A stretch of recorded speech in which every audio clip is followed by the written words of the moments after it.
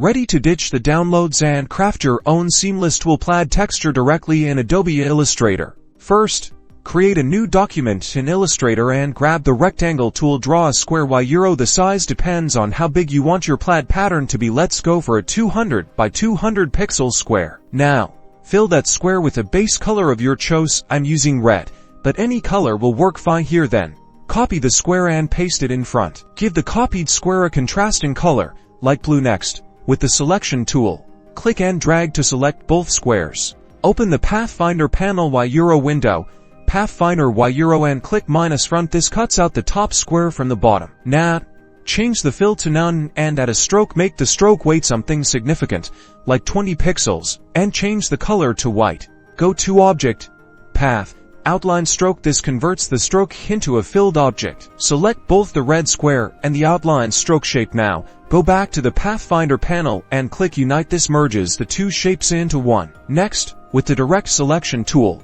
select the top horizontal corner of the merged shape and go to Object, Transform, Move. Enter a horizontal move distance equal to half the size of your original square in our case, that's 100 pixels and a vertical distance of 0. Click OK. Repeat this step for the other three corners, moving each one 100 pixels horizontally, alternating the movement by using positive and negative numbers. Finally, drag this shape pin to your Swatches panel. Now you can apply this swatch to any shape for a seamless, custom-made twill plaid texture. Experiment with different colors and stroke weights to get unique results. Don't forget to like and subscribe for more Adobe Illustrator tips and tricks. #Adobe Illustrator #Plaid Texture.